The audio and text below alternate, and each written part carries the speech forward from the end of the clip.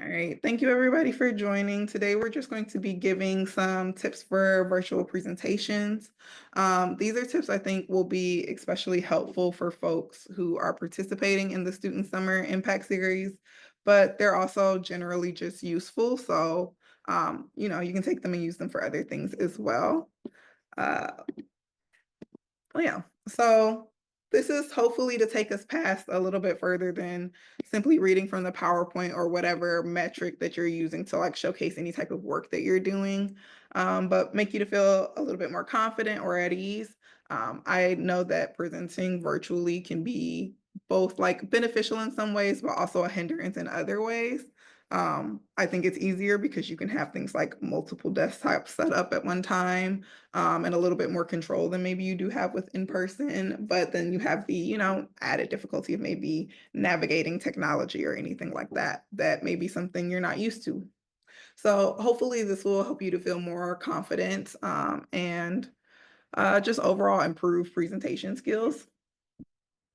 So I just want to go over kind of the goals of the workshop. We want to improve your presentation skills, help you create visually appealing and informative slides, just things that draw your eye to the slide and not necessarily all over the place. We want to boost the confidence, and also just provide some tips on how to engage a virtual audience or get you used to kind of what it feels like to engage an audience that you maybe cannot see, which can be kind of weird. So we'll do a little bit of an icebreaker, provide those tips and do's and don'ts. I'll also provide you some tips around like tech success and some resources you can use if maybe you haven't done something like this before. And then, of course, I'll be taking any questions and opening up for your own suggestions, just because I know you all come with your own forms of experience. So maybe you have something you would like to provide to the group that would help folks to improve their presentation skills. So I thought we could start off with maybe a little bit of transparency, um, and talk about our initial thoughts and feelings around giving a presentation or a virtual presentation, if you feel comfortable, of course. Um, Maybe just taking a couple words to describe how you feel when you have to give a presentation or what's your biggest anxiety about presenting. Since I'm kind of putting you all on the spot, I will go first, and share that presenting virtual or in person is not my favorite thing to do.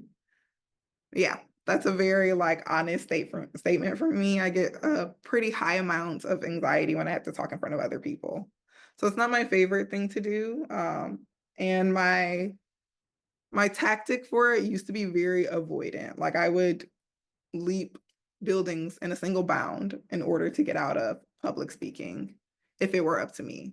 However, life does not let me get away with that, so I've decided to lean into it more so. But yeah, not my favorite thing to do. And I think that's okay that like I have anxiety around it, but it's kind of something that you have to navigate. And I do think it's something that the more you practice, the more you get comfortable. I don't know. What are your thoughts? Are anyone else anxious or superstars or just no experience? I can go next. Mhm. I mean, I think at first I used to be really nervous about it.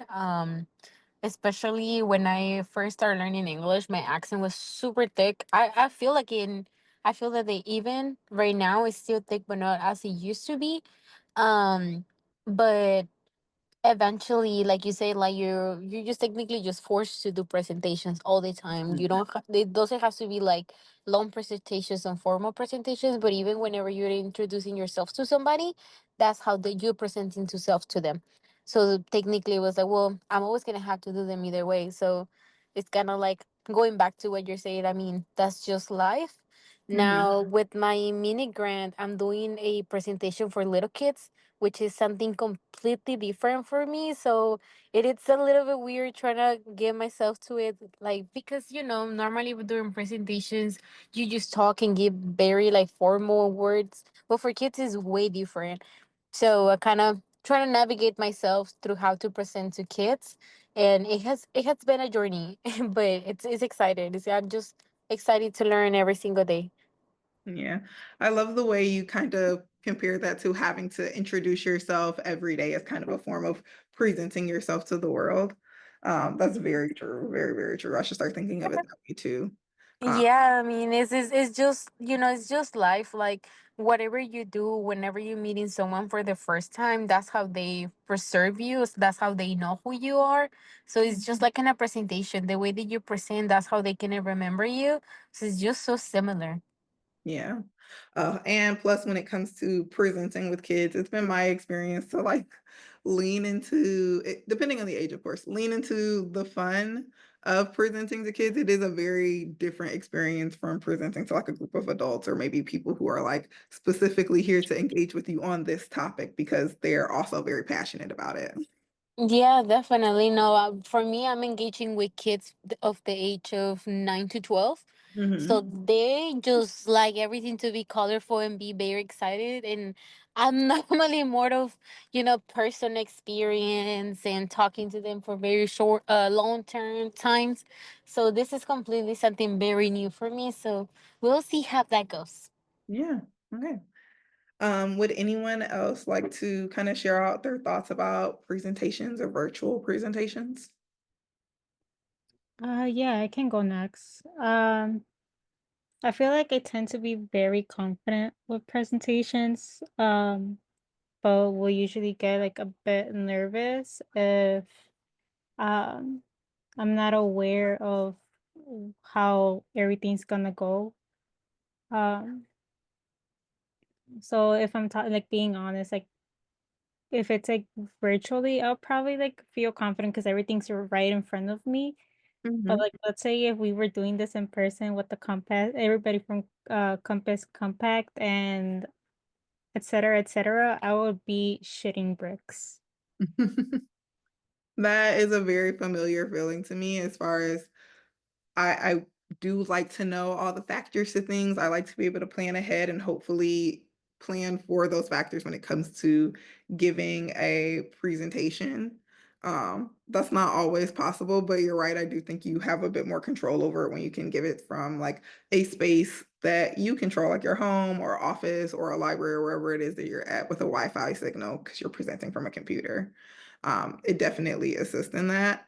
Um, I think practice makes perfect, but also leaning into the things happen. So when they do happen, it's no need to panic or anything like that. Like everyone has also been there and understands, like, oh my gosh, suddenly something outside of your control happened and we have to navigate and twist. It does occur, unfortunately, but we've all been there as well. And I think that helps me push through the nerves of like, okay, don't panic. The Wi-Fi went out for like 2 minutes. We have to jump back on the call and kind of restart our presentation halfway through. No one could have predicted like a storm except for maybe like the weatherman who told me it was coming, but there's nothing I could have done about that. So just things like that to think about. Does anyone else want to share kind of their thoughts around presentations? Anything like that? We're kind of just opening up the floor for folks to share. Yeah, I can go next. Um it depends on the presentation. So when I'm doing like poster presentations, I think sometimes you practice or you have a pitch, but after you've given it so many times, like you can fade or I Hmm. can fade. And so it's trying to like stick to the main points and keeping the energy up through the presentation. And it's easy, that seems a little bit easier because people are just walking around versus when you have to give like a stand-up presentation or it's just you and all the heads are turned to you and all the eyes are on you. Sometimes that can be a little bit daunting and Mm, trying to um not look at just your slides or the notes part of your presentation so that you are truly engaging with the crowd is something that I try to remember, but sometimes forget. yeah, I've definitely experienced that. As a part of kind of like my role with Campus Compact, we go to, like conferences or things like that, and I'll be sitting at a table and people are supposed to come up to me and they'll ask me about Campus Compact or they'll ask me about the Newman Civic Fellowship. And I have, kind of my perfected little spiel that I share with someone if they have no idea what Campus Compact is, and I would like them to know like the key facts around it in the next 2 minutes. But at some points I do feel like, oh, that sounds a little canned. I want to kind of break that up so it sounds more natural and not just something I'm reading off the top of my head because I've memorized it at this point. Versus the presentations where you're like having a lot of people look at you and you have to remember to make like, more casual eye contact back with the crowd and things like that. I think what I find most helpful is to not write full sentences and things like that on my PowerPoints. And I don't know if you always get that from me because it is a bad habit I sometimes have. But I'm more tempted to read a PowerPoint when it has full sentences versus each bullet point just being a bullet point for me. Like I know the information so well that like I read the bullet point and I know what I want to talk about in that sentence. It gives me a little bit more freedom to like turn my head and look at the audience, um, pause a little bit more because I know I can pick up because this is the subject matter I'm talking about, and then boom, we can just move on to the next bullet point. All right. And would anyone else like to share before we move on? Okay, sounds like we're good. All right, so let's jump into some presentation tips. And thank you everyone for just kind of sharing with a level of vulnerability around like how we feel about public speaking. I think everyone faces a little bit of anxiety to speak for the first time in front of a crowd. So it's nice to know that we're not alone, but we can also share advice on like how we navigate that. It's kind of a part of life is what pretty much everyone said. So if I had to just like give a dump load of like, oh, these are some great tips I have on virtual presentations. The first thing I want to focus in on is clear and confident communication. I think that goes back to the bullet points, like that goes back to the written word that you're going to put on your PowerPoints, or whatever slideshow format that you're using. To not have too much language in communication, but make sure that you're getting your key points across. I think that's helpful to the people who are going to read it, but I think it's also helpful to you. This is your community impact project. You and like no one knows it better than you do. So having that clear and confident communication, taking some time to practice, maybe in front of a friend, maybe even practicing with someone on a Zoom call, would be useful just to let you kind of try it one time out so you can feel confident the day of. Looking for impactful visuals. A lot of you all did amazing community impact projects, and you were able to create a very beautiful picture of like the community that you're working for, the community that you're serving here. I think these are a great opportunity to use those impactful visuals, things that are going to catch people's eyes, draw people's attention, make them kind of understand why you yourself are passionate about this. The next thing is mastering your technology platform. In this digital age, I mean, there's not much that you all don't do on Zoom at some point. I would say if you're not like very comfortable with it, like as far as sharing your screen, navigating your PowerPoint slide deck or anything like that while giving your presentation, this is the plenty of time to practice. Like I said, you can practice with a partner, jump onto a Zoom call, practice sharing your screen, practice pulling up your PowerPoint, your slideshow deck, or whatever it is that you're using for that. And even in audience engagement. So like I said, it can feel weird to try to talk to people that you can't see and there's like no one on the other end of the screen as far as your eyes are concerned in this moment because maybe all you can see is your PowerPoint. That can feel weird. Practice leaning into that, like actually not seeing your audience. Practice taking pauses. Me and Will joke about this, but I consider this like one of my unusual skills is like leaning into an uncomfortable silence. Especially when you can't see people, like the silence can feel uncomfortable. It can feel like you want to move on very quickly from something. But like when you've practiced your presentation and you know that maybe like this is something, a question you want to pose to the audience, or now is the time for questions at the end of it, being able to lean into that silence because sometimes people are thinking, and that's something you would probably be able to see if you were doing an in-person presentation. But if you're on Zoom, maybe everyone has their camera off today and you don't get to see that. So being able to lean into, a solid 30-second silence. Being able to engage the audience, whether it's through the visuals, whether it's asking them if they've ever experienced this, if they know people who have gone through something, or if this is maybe an issue that affects communities that are close to them. There's also virtual etiquette.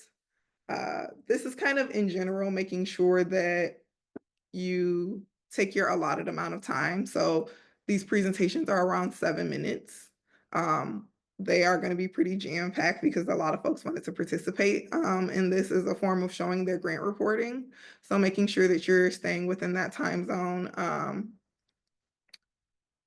As far as virtual etiquette is going, you want to make sure that you are muted. It happens. It happened at the beginning of this call where I started the conversation and I was on mute and I didn't realize it. So we'll try to avoid those as much as possible. But as far as virtual etiquette, you also want to come, I would say, professionally dressed from the top up. You are going to be giving a presentation. I don't think it needs to be anything very fancy. When I say professional, I mean more like business casual, which could even include a t-shirt or anything like that, as long as it didn't have appropriate wording or anything like that on it. But I trust you all to make those judgment calls. You can also lean into nonverbal communication. So when you're giving these presentations, you'll likely have your cameras on so that the presenters can see you. And so that might mean an opportunity to make sure that you're making eye contact with the camera. That's something I can struggle with because I have multiple monitors up. And so the monitor I'm looking at is not always the one with the camera on it. So you can maybe instead see my side profile. So you want to make sure that you're looking at the camera, that you're smiling, that you're taking those times to pause, that you are keeping your slides up to date with whatever it is that you're talking about. Sometimes you can get ahead of yourself and forget to continue to hit the slides when it's something that you're passionate about. We kind of already discussed time management, and of course, I will be there to keep you all on track for time. But when you're practicing your presentation, time them for it to be a maximum of 7 minutes. And then there may be technical difficulties. I will be on the line.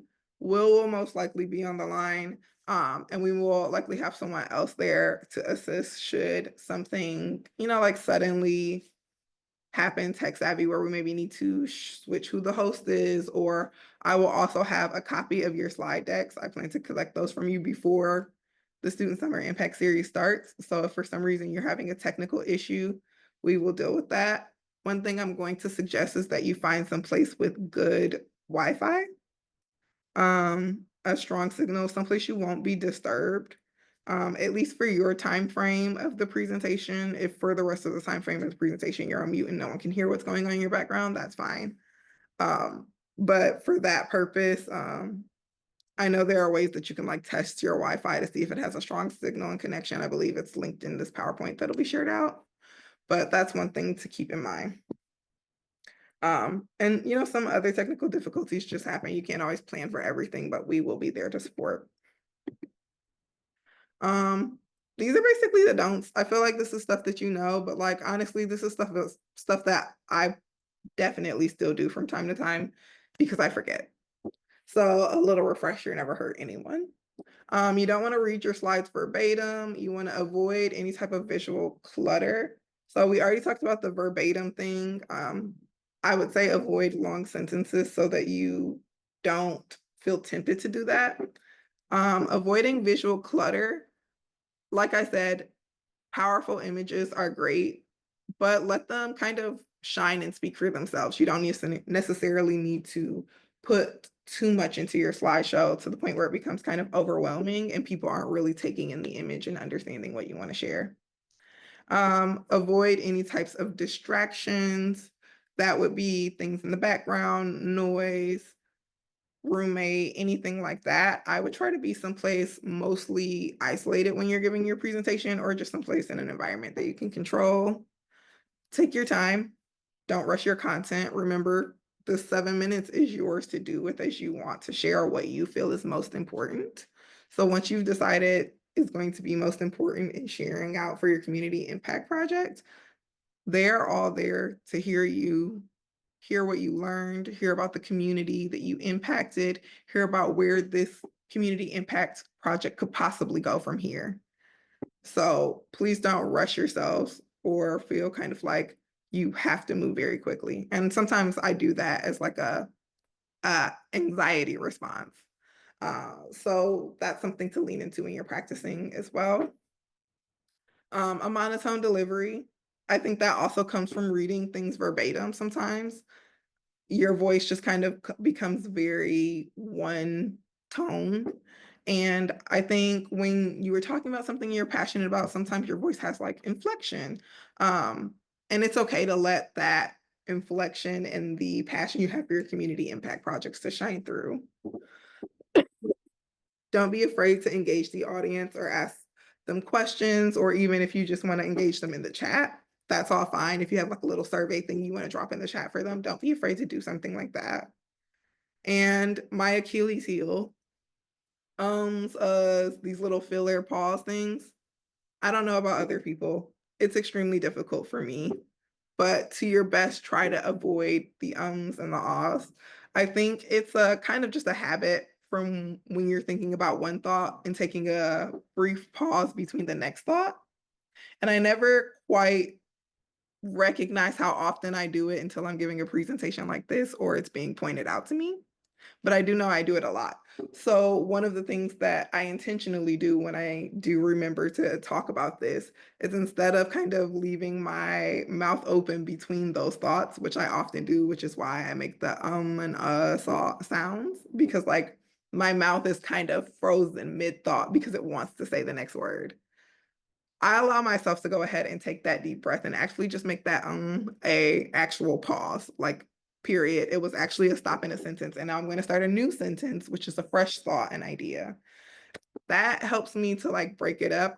It's not fail proof. I still say and ah from time to time as well. But I think it brings it down a bit because when you do a lot of the ums and ahs, one, it takes up time, but it kind of just makes it seem a little less polished. All right, I'll pause a bit for questions or anything like that.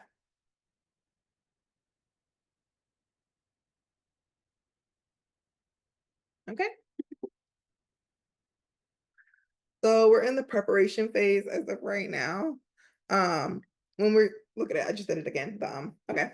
So when we're in the audience, you want to think about who's going to be there, what content might be useful for them to hear, and what they might be excited to hear. So of course you're inviting what I consider like probably folks who are part of your board of directors or the stakeholders in your life. Those are the folks who helped you on your project, have helped you on your journey. It doesn't even have to specifically be just this community impact journey.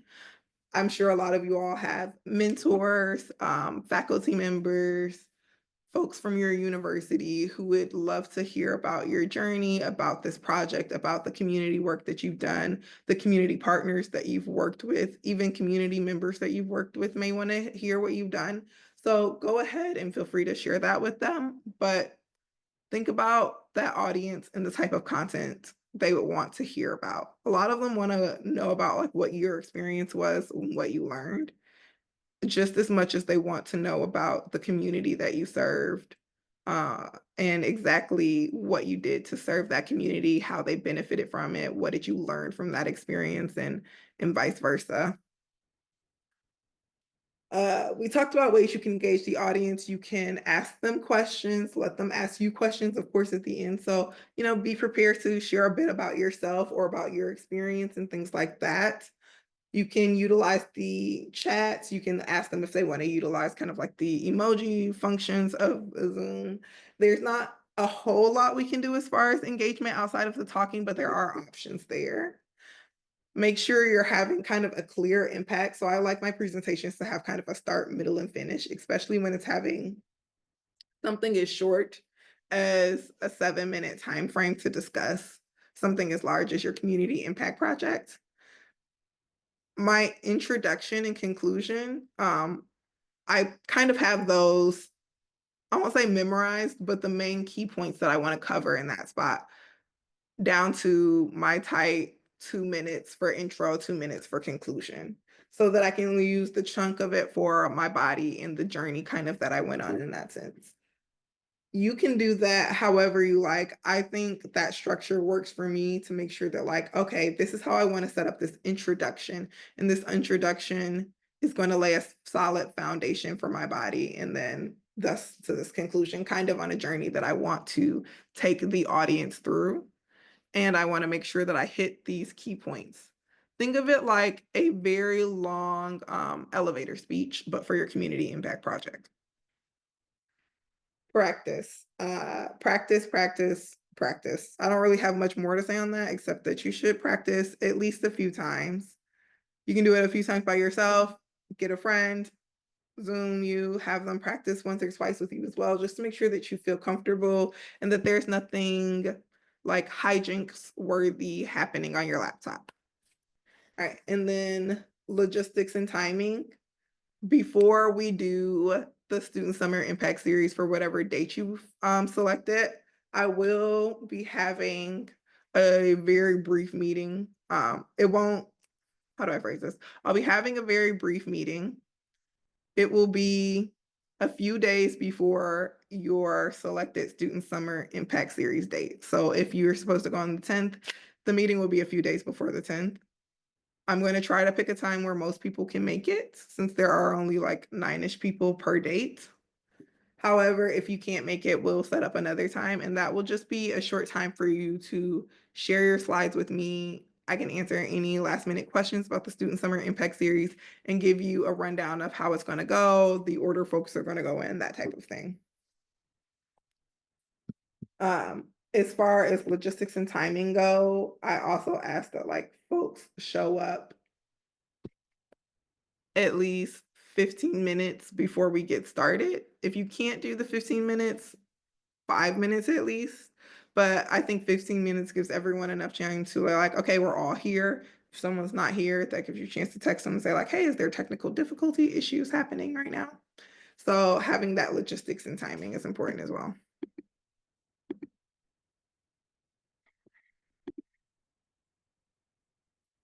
And then lastly, you have the delivery phase. Like I said, you don't want to have a monotone voice. It's okay to show your inflection. It's okay to show your excitement. It's okay to show your concern. If there's like a project that you're very passionate about and there's a reason that you're passionate about it. Maybe there's a community that is very much going without the resources that it needs, and this is something that you want to highlight here. It's okay for that to show through on your voice. It's okay for that to show through on your face. Yeah. So just try not to be very monotone in reading from the slides and detached from your project. I think everyone chose what they chose to do because it's something they care about. Utilize your body language as much as you can. We all know you can only see pretty much from like, I don't know, shoulders-ish up. So there's not much to be done there with body language except for on your face, but your faces are very expressive. And that's something for both people while they're presenting and maybe while you're not presenting, if you're going to have like your camera on and you're just there to support your fellows as they present. Body language is always great to have, like just kind of positive body language and energy. It will help uplift your other fellows and make them feel confident in their presentations. As far as nerves and anxiety, personally, my nerves and anxiety have never officially gone away, but they do decrease a lot with practice and the level of comfortability I have with my material. I tend to feel my highest level of anxiety and nerves when I feel like I'm not an expert in my content or I don't really understand what it is that I want to share. With that being said, I understand here that everyone is presenting on their own community impact projects, and I don't think there's anyone who can tell you something about your project that you don't already know. As far as what your experience was, who you engaged with, the community that you worked with or for, what change you enacted, whether it was with your campus or a community partner and a nonprofit. So when it comes to that level of nerves and anxiety, I don't think you need to be nervous about the content that you're sharing here. You are sharing what you think is most important about your project.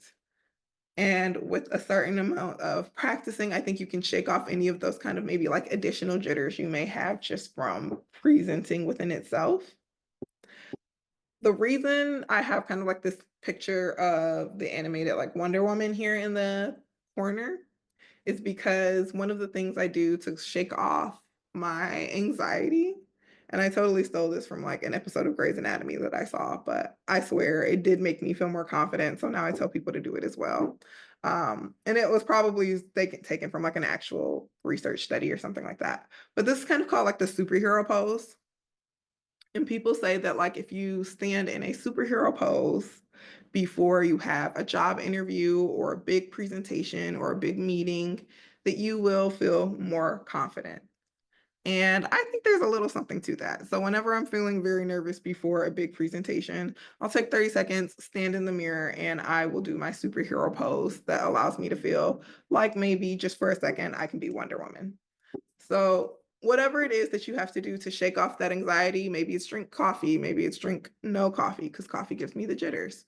Whatever that is, I would say do that ritual, do whatever you can to kind of diminish the level of stress you have. So if that's around having a lot of factors outside of your control, maybe it's getting to your presentation space 30 minutes early to make sure that everything is set up, making sure that your laptop is charged, making sure that your Wi-Fi is up and running, making sure you don't have any updates about to come through on your computer at just the worst timing ever, you know, that type of thing. Making sure that your PowerPoint slides are up and ready to run, and that you also have them downloaded in case there's something wrong with Google Sheets, that type of thing. And run a tech check. So put your slides in presentation mode. So when I'm talking about a tech check, I mean fully run through it from start to finish as though you were actually doing it. All right, technical tips. We talked about familiarizing yourself with the platform.